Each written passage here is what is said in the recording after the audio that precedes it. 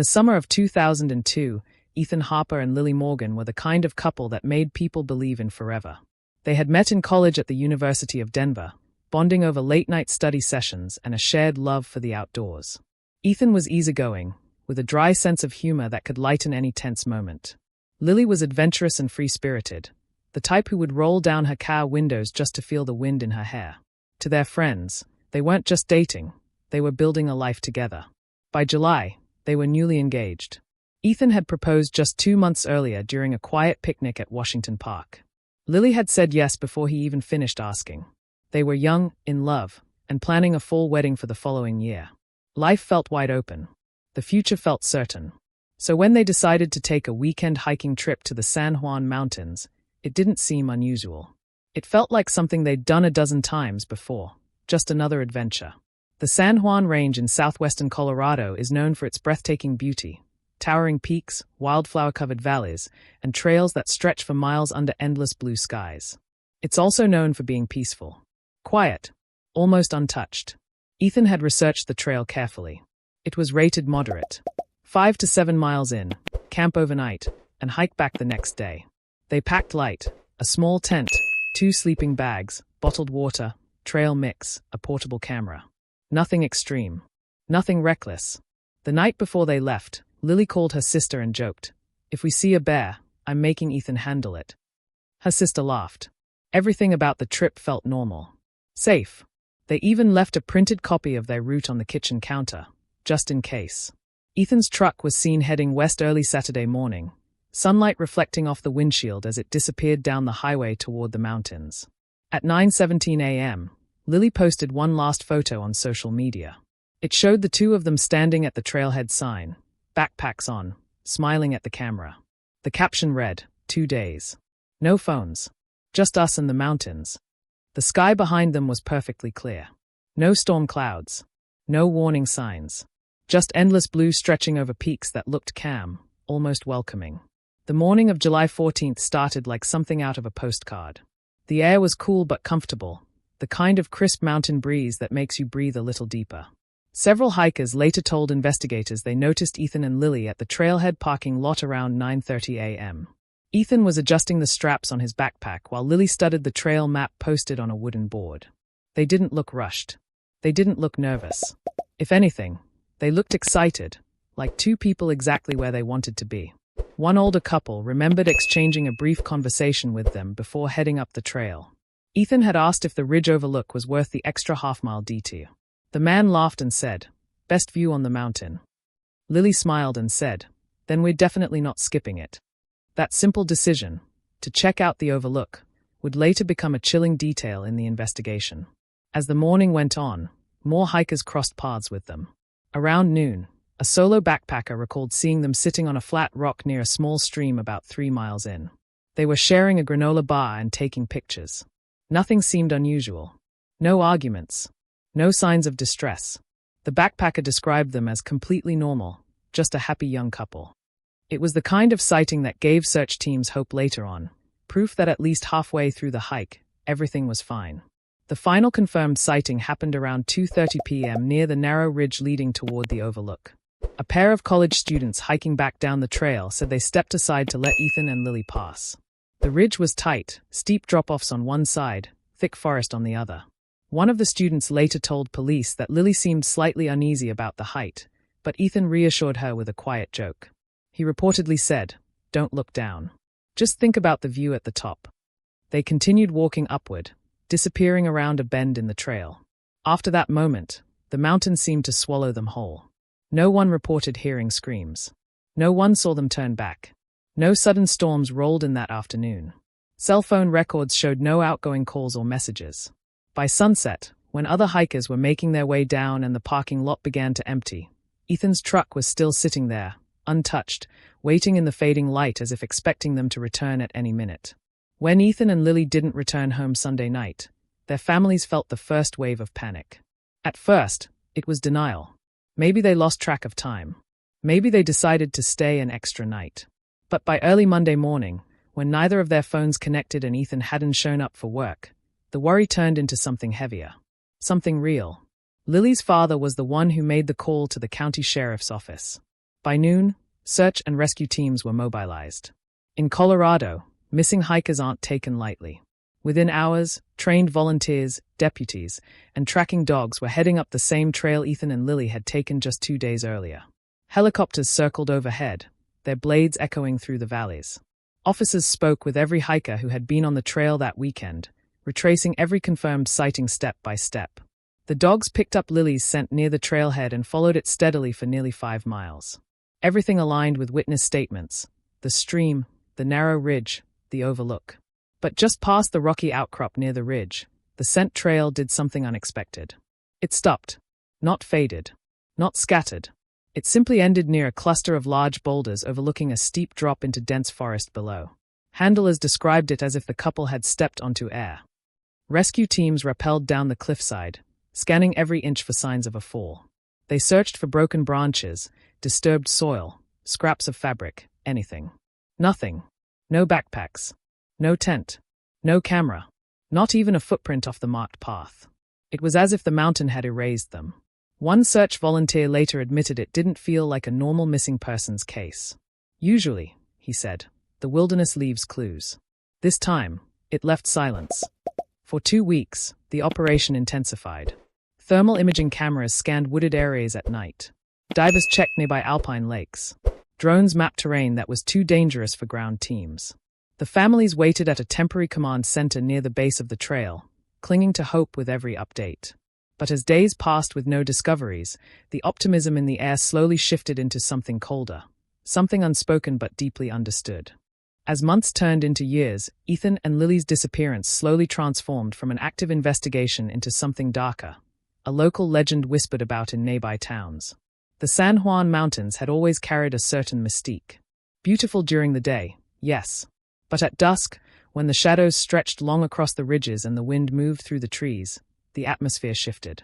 Longtime residents spoke about the mountains with respect, almost caution.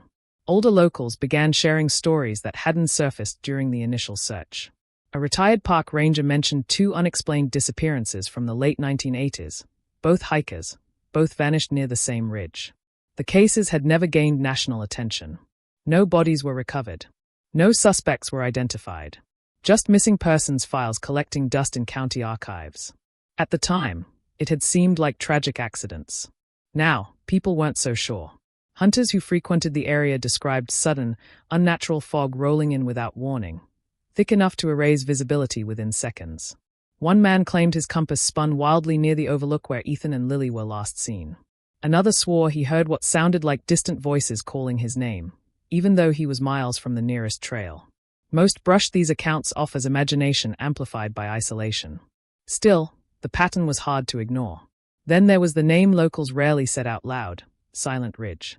It wasn't marked on official maps, but hikers knew the nickname referred to that narrow, uneasy stretch of trail leading to the overlook. Some claimed the air felt heavier there, quieter, as if sound itself didn't travel the same way. Birds didn't linger. Even the wind seemed to pass around it instead of through it. It was subtle, but noticeable to those paying attention. Ethan and Lily's families tried to avoid the rumors at first. They wanted facts, not folklore. But the longer the silence stretched, the harder it became to separate reality from speculation. When no physical evidence exists, the human mind begins filling in blanks.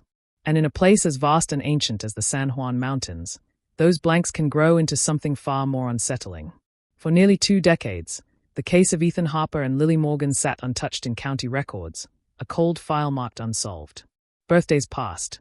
Anniversaries came and went. Their families kept their photos framed on mantels, refusing to say the word closure. Every now and then, a podcast would mention the mystery. A Reddit thread would speculate. But no real leads ever surfaced. The mountain had kept its silence.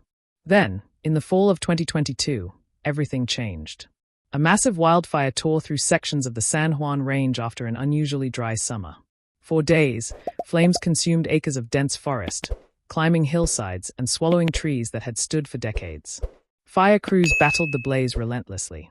When the smoke finally cleared, parts of the mountain looked unrecognizable, stripped bare, blackened, exposed. Areas that had once been impossible to access were suddenly open ground. A month later, When officials declared the region safe for limited hiking again, a small group of experienced backpackers decided to explore one of the newly cleared sections near the Old Ridge Trail. They weren't searching for anything unusual, just curious to see how the landscape had changed. The forest that once concealed thick underbrush was now skeletal. Charred tree trunks stood like shadows against the sky. The silence felt heavier than before. That's when one of the hikers noticed something strange along a rocky slope just below the overlook, a large stone face that hadn't been visible before the fire. Its surface was darkened but intact. As they stepped closer, they saw markings carved into the rock. At first, they thought it might be graffiti left by climbers years ago. But when they brushed away the ash and soot, the letters became clear. 2 names: Ethan Harper, Lily Morgan. The carvings were deep, intentional, weathered by time but unmistakably deliberate. And just beneath the names, carved in smaller but precise numbers, was a date that made one of the hikers step back in disbelief. July 14, 2002. Within 48 hours of the discovery, the county sheriff's office officially reopened Ethan and Lily's case. Detectives who had long since retired were contacted for old notes and archived photographs. The original evidence boxes were pulled from storage, their labels faded but intact. For many involved, it felt like reopening a wound that had never fully healed. But this time, there was something tangible, something carved in stone. Forensic experts were brought to the site to examine the markings.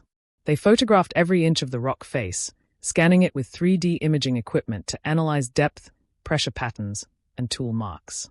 Early assessments suggested the carvings weren't recent.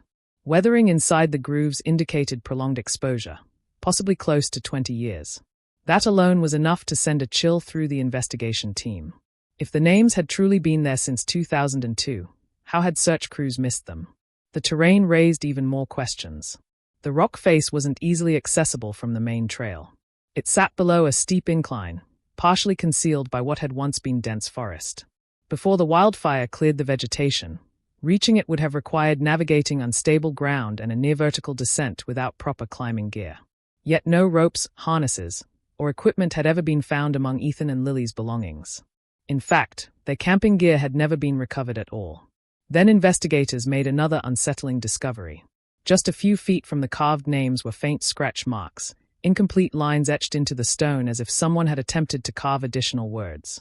The markings were shallow, uneven, and abruptly stopped. There was no clear message, no legible letters. It looked less like vandalism and more like an interruption, as if whoever had been there hadn't finished what they started. Digital analysts were tasked with reviewing old aerial footage from the 2002 search.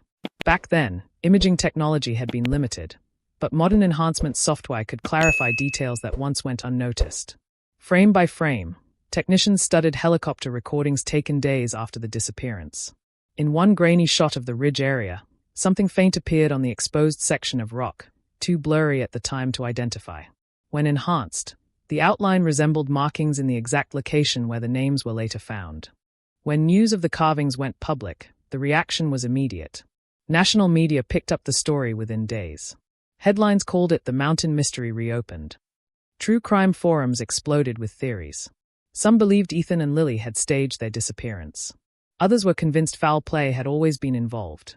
But the deeper investigators looked, the stranger the details became. Forensic linguists studied the carving style, comparing it to Ethan's old handwritten journals and Lily's college notebooks. The letter formation, particularly the way the capital R curved slightly at the leg, showed faint similarities to Ethan's handwriting. But carving into stone isn't the same as writing on paper. Pressure, angle, and tools change everything. Experts couldn't say with certainty who had carved the names. Only that the person appeared calm, deliberate, not rushed. Then came a chilling discovery from the original search logs. On July 18, 2002, 4 days after the couple vanished, a volunteer searcher reported hearing what he described as 2 faint voices while scanning near the ridge at dusk. At the time, it was dismissed as wind echoing through the canyon. But the volunteer had written something unusual in the margin of his report. It sounded like someone calling out names. The detail was overlooked for 20 years. Even more unsettling was the timeline. If the enhanced helicopter image truly showed faint markings on that rock just days after their disappearance, that meant the names were carved either before or immediately after search teams flooded the area. But investigators found no record of anyone rappelling down to that specific rock face during the official operation. And if Ethan and Lily had carved their own names, why? There were no farewell messages, no distress signals, just their names. And the date. Today, hikers who pass near Silent Ridge sometimes pause longer than they used to. Some claim the atmosphere feels different now, heavier, almost watchful. A few have reported hearing something unusual when the wind moves across the exposed rock below the overlook. Not a scream, not a cry for help, just a faint sound that seems almost human, as if the mountain itself is repeating something carved into its surface decades ago. As the sun sets over Silent Ridge, the mountain seems to hold its secrets tighter than ever. Two names, etched into stone, whisper across the wind: Ethan Harper, Lily Morgan. And though the wildfire has cleared the path to them, the truth remains just out of reach. No bodies, no explanation, no signs of what really happened that summer day in 2002. Only the mountain, silent and watching, as if daring anyone who comes near to uncover the answer, or to vanish just like them. Sometimes, when hikers pass that ridge at dusk, they swear they hear faint voices carried on the wind. A whisper of two names. Repeated. Over and over. The mountain remembers. And it waits. For now, Ethan and Lily's story is unfinished, a mystery that may never be solved.